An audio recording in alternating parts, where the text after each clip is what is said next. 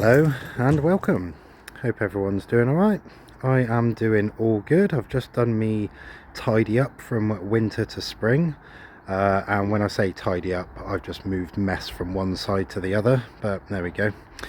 So yeah, been a while since I've done a tour, month or so, so we'll have a look how it's all going. It's definitely getting a lush vibe to it. If you didn't see my post, this thing has been the star of the last month, which is the Polystichum polyblepharum, the Japanese Tassel Fern. You can see why it gives it that name just about at the end. They sort of got a bit of a tassel to them, these new fronds that come out, and they even keep it for most of it. So I'm looking forward to this one because now it's sort of entering the dangerous territory of a specimen plant rather than being just chucked in the corner in the dark, not being able to see it because of everything growing around it. It can sort of be viewed from all angles now. So yeah, I'm going to look forward to see how that one sizes up. It's a good spot. It's funny how it all works out, isn't it? It looks like that's going to be a good spot for it. So yeah, we'll see how we do. But the only major thing, I've been a bit lazy, I must admit. Well, I say I've been a bit lazy. I've been a bit lazy in this garden. I've actually been redoing my mum and dad's garden for them, putting in gravel paths and new beds and whatnot. So yeah, I haven't done a lot here, but one thing I did manage to get done was I put the 45. Yes, there's all the mess that's moved from the other corner into that corner, so just ignore that. But yeah, I've put the 45 going on. That's so that it just marries up with this one over here, basically. Because it's a bit bigger, because what I had to do is come out a little bit further so people didn't hit their head walking at the steps. So I've put 3 sort of cross braces on it. Yeah, I couldn't tie it up at the back very well, so they're just kind of overhanging at the top, as you can see there, which doesn't look great. But you know, it only doesn't look great if you're looking out one of the bedroom windows, which no one ever does. So we're happy days. So yeah, just cleared the patio a bit just for spring. Oh, we may as well start here. So I bought the tetrapanics over here just because this is where I want it to kind of go in the end. And I'm sort of half thinking that I know they're supposed to be in full sun, but if they're in full sun, they're going to get all the light they need, if that makes sense. Whereas if there's slightly shadiness about them, they might make their leaves a bit bigger to make the maximum use of the light they have, if that kind of makes sense. And then we've got the banana pup there, which doesn't, this one looks rubbish and it's been in a pot for, you know, since last year. The one out the front, which was underneath the other banana and all that sort of business, I still haven't potted it up and it's still popping out leaves. It's just the root ball and the leaves, so it just goes to show, doesn't it? Treat them mean, keep them keen. And then the baskets either side are a couple of the Nephrolepis I saved. They will eventually go up either side of the window. Speaking of either side of the window, long lost, long returning friend there, the lizard, which was behind the bamboo. I've moved the 2 bits of fern art or tropical leaf art in there. You could probably just there's one there on the right hand side and then there's one there on the left hand side. You can see the impact isn't great on that. What I was half thinking is to make it level with the dragonfly art you can see there on the left. Don't think that's going to work, so I'm a bit stuck because I could move them right the way up to the top or chop the bamboo or do something to expose them a bit more. That's one option. Or where the dragonfly is, either side of them we've got the same, the 2 sort of ladder bits. I could put them in there, but I don't know then if that might be a bit too overkill on the black metal there. So I might need to just get myself a bit more art. I've got my eye on a couple of them, so maybe pick them up, chuck them in, see how it all marries up. I mean, like I said last time, it's all trinkets, so nothing too much to worry about. So other than that, let's go and have a little walk around, just see how things are doing. Got myself a little Fatsia spider's web thing there. That was actually, I can't remember what I was going to do with that, but I bought it for some reason and I completely forgot why I was going to bought it. So at the moment, until I remember what I was going to do with that, I'm going to put it in a pot it up, and then when this is all sorted out, I'll chuck it in here because it's quite a dark little corner, this, and that should not brighten it up but make it less dark. The Monstera is still there, not doing amazing. I give the Jurassic Golds a bit of a trim in the tiki head, so you can just see the new fronds have come out, and they're this you know, ready yellow, very similar to the drop to its Lepidopoda actually, which we'll look at in a bit. So still got loads coming up on that one, so that's quite good. The Atrata looking good there. You can just see it sent out all its new fronds now. The Tracheospermum drasminoides is going a bit crazy, so that's good. That means I should be able to fill that whole thing this year with it. Whether it'll flower or not, I don't know. Another one that's going quite well is this Sertonium fortunei. You can just see the new fronds coming up down there, and the bane of my life, the bindweed. So we'll see a lot more bindweed, even though I only did it a couple of days ago. Down here I brought out the nidus was already out. It's not great, but it's throwing out new fronds, so when they come out I'll chop the old ones off. And then you may remember the crocodile fern I had. Yeah, definitely didn't look after that well over winter. So we'll see how he does, see if he bounces back. The pot's probably a bit too big for him, but yeah, we'll go from there when we come to it. In good news, the Polystichum muntium or munitum, the sword fern, is throwing out a load of new fronds, so that's good. I was a bit worried about that one after moving them across. And of course the Asplenium scolopendrium there on the right, the heartstone fern, looking great as always. Other than that, down here we've got the maidenhair fern, which you can see is just throwing up the bright green one. The other one actually looks a lot better. We're going to have a look at that in a minute. A few bits of bindweed. Scheffler only went in a month ago, but it's throwing up a few little ones. You can just see them in the centre, and this frond still hasn't quite come out yet, but it's not really the right temperature. These cyatheas really need, in my experience, between 15 and 20 degrees. That's their optimum time to shine. The new one is coming out at the bottom there, so we look forward to that. Another one to take note of is this Polystichum susumensi, the Korean rock fern. That's very nice and sort of pronounced, as I call it. He's sending out new fronds, so that one looks pretty good.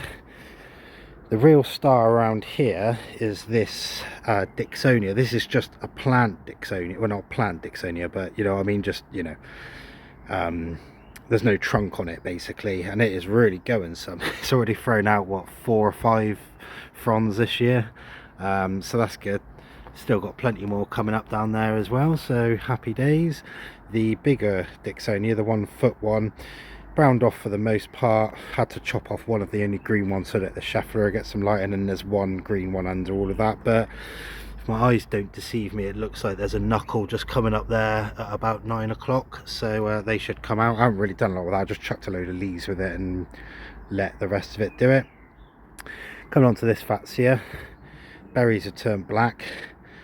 Also, the first flush got burnt off about a month and a half ago, and then you can see it's just split now into 2, so that's pretty good. And this top one is firing them out as well, so Fatsia seems to really like it there. I like it there, so happy days.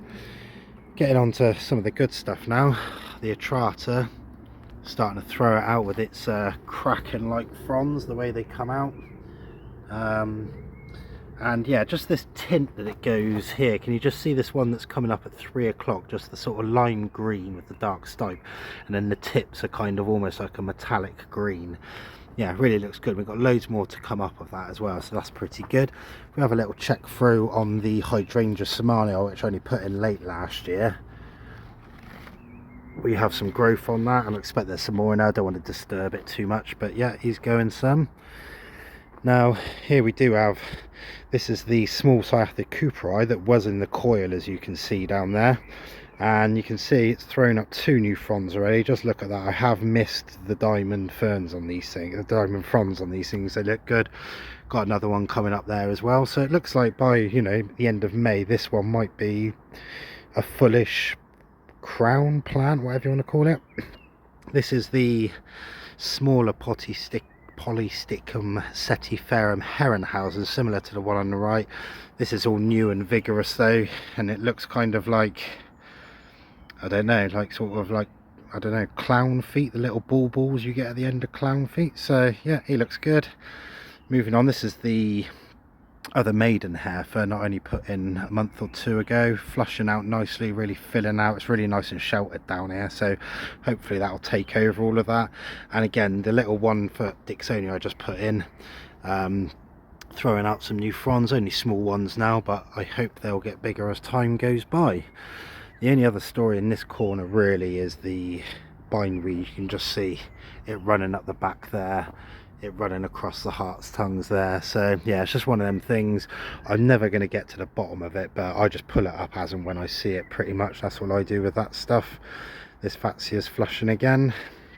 This is probably one of the only times of the year this Herrenhausen doesn't look great. So what I'll do is I'll wait for the new fronds to appear like the one we just looked at, and then all these ones that are particularly brown I'll chop and leave them to come up through. So that's good. Second Cyathea is in here. It is alive. It's throwing up a new crozier, but definitely, I don't know, maybe 2 months behind the one we just looked at. And then to the right of that is the Tassel. The original Scheffler Taiwaniana doing well. Looks like we've got 2 new shoots about to come up, so good stuff. Even the old Blechnum Spicant is getting in on the act, so that's pretty good. And then this hydrangea, or Polystichum verbenoides, is really starting to go some as well. So yeah, I need this one to get going because it looks a bit bare, this corner on the vertical height, if that makes sense. The Chilense is doing well, Blechnum Chilense, and just trying to see, and there was a new frond. Oh yeah, there he is down there. So this thing, and it will run as well. Nothing coming from the canner just yet. This Blechnum's only just gone in. We've got a new flush on the Polystichum brawny eyes, so that'll take a couple of years to size up, but it's nice and light green. The small Lophosauria is bouncing back from being frosted off. I need this thing to size up. And this Scheffler is doing okay as well. It's not flush, it's not sending out a new flush yet, but it's doing okay. Clematis Armandii just gone in, but this one, what happened to it? Oh yeah, we had like gale force winds, and where I've only just tucked it up under the wire, it was like, I come out one morning, it was all flat on the ground, so that probably set it back a little bit. And then moving on, well, Emmy's all right, and you can just see this Atrata again, looking great. Beautiful. I also bought a sago palm. I did have an idea of where to put it, but I'm having second thoughts on it, but we're going to have a look at that in a minute.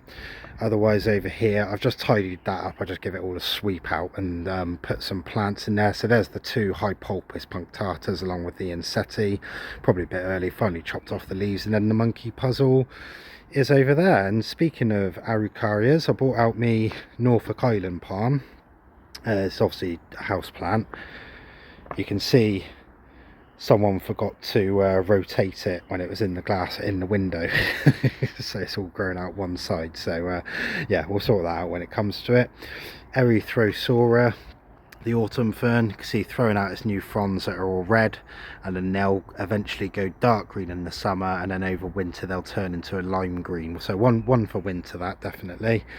And then yeah, this Scheffler looks like he's been slugged, unfortunately. We can have another view of that Polystichum polyblepharum there, the Tassel Fern, looking good. Chilense again throwing up a new frond there, so the aim of that is to just run through all of that once it's done. I've still not potted up the pines or the conifers yet, just sort of umming and ahhing about it and sitting on it. And then another Atrata here, all very crackeny. So yeah, this thing will look really nice when it fills out. I'm just hoping it can get its fronds out before we get too hot a sun, because I've got a feeling the sun will burn off the new ones.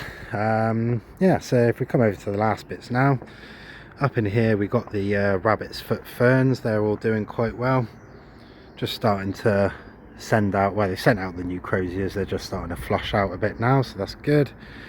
And then in this bed, you can see this one attempted to send out, this Scheffler attempted to send out some new flush, but they've been slugged as well. I'm a bit and ahhing about the slugs. I don't really like, you know, killing things, you know, even though they're killing my plants or eating them.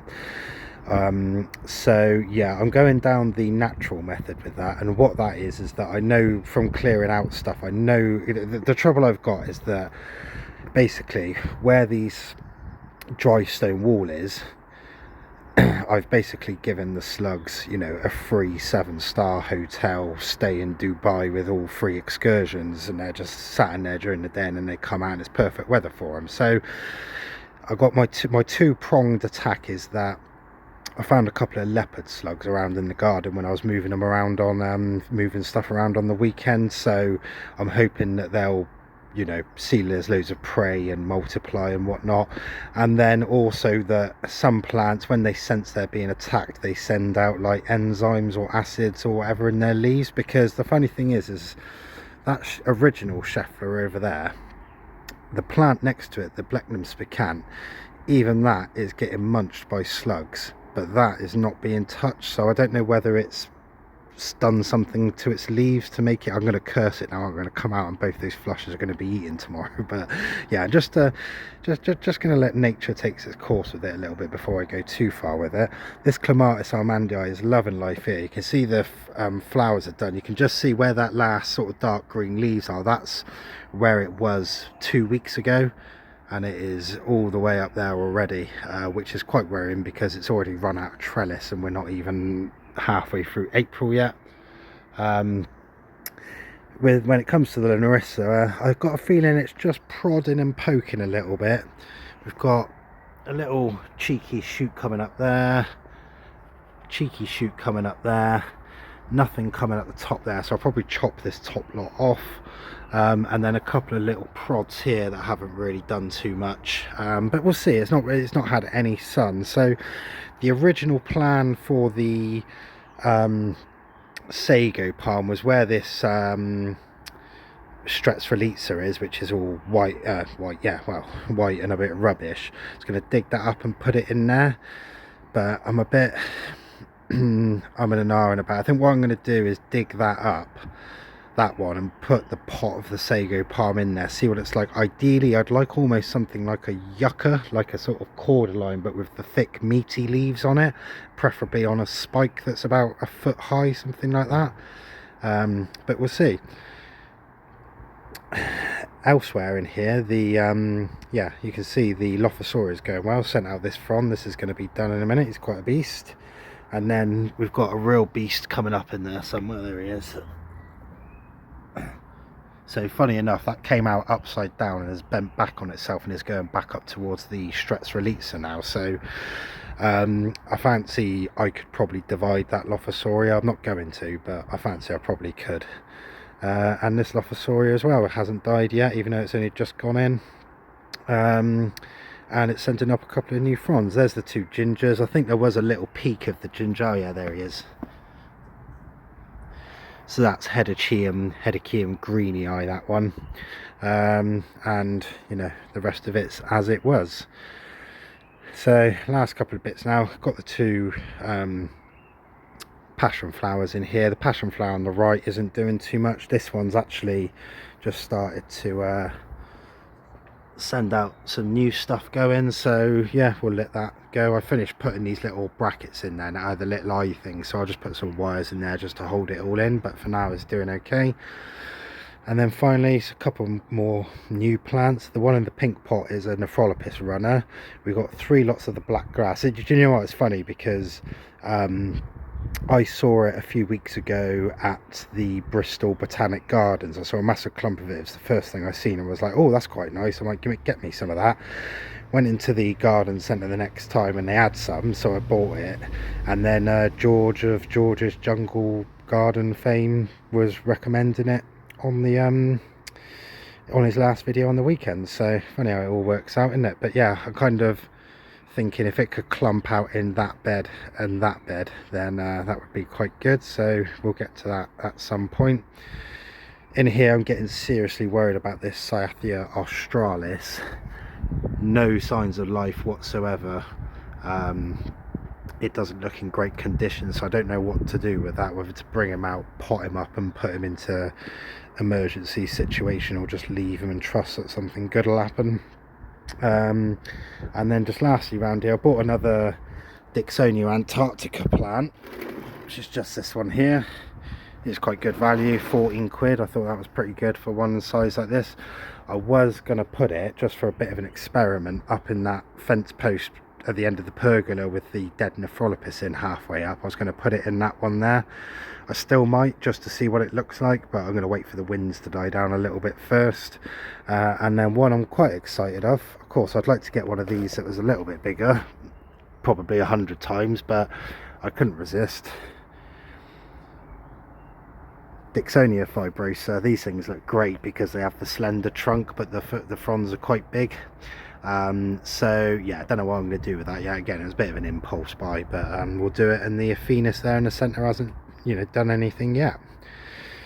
So yeah, it's just that sort of point where stuff's just starting to go. It's not particularly, it's mild, but it's not warm. We're sort of getting fleeting bits of sunshine. I still haven't done that roof bit up there, but yeah, it's just ticking along nicely, I suppose. Major things I need to think about for now is just to pot up the conifers into some good good mix, and prep for the waterfall. Really, those are going to be my main things, but other than that, just a bit of plodding around really. So yeah, we'll see how we do in the next month. I'm sure it'll look completely different, or I hope it will. Hopefully the Chafferers will get going and outfox the slugs, but we'll see how we do. So yeah, quick update for you all. Please like and subscribe if you like this stuff, you know, why not? And I'll see you on the next one. Thanks for watching.